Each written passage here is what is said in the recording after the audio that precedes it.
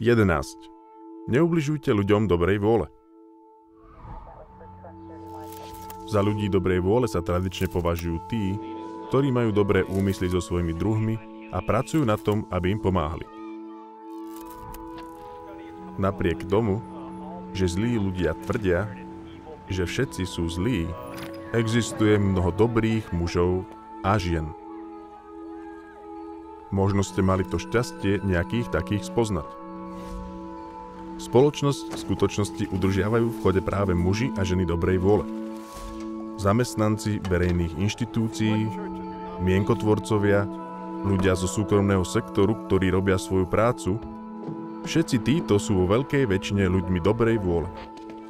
Keby neboli, už dávno by prestali slúžiť.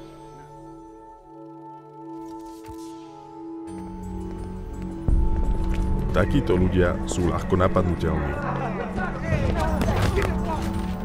Práve ich slušnosť im bráni v tom, aby si vytvárali prehnané ochranné opatrenia. A predsa práve od nich závisí prežitie väčšiny ľudí v spoločnosti. Násilný zločinec, propagandista, senzáciechtivé médiá, všetci sa snažia odvrátiť pozornosť človeka od každodenného nevyvrátiteľného faktu, že spoločnosť by absolútne nefungovala, keby neexistovali ľudia dobrej vôle.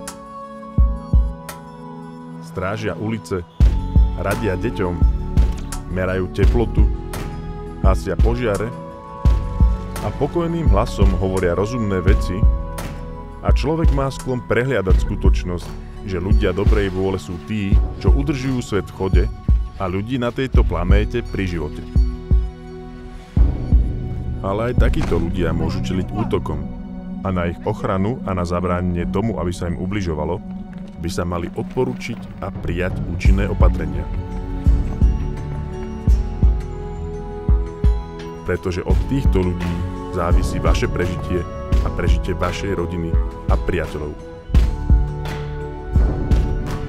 Po ceste ku šťastiu sa kráča oveľa ľahšie, keď človek podporuje ľudí dobrej vôle.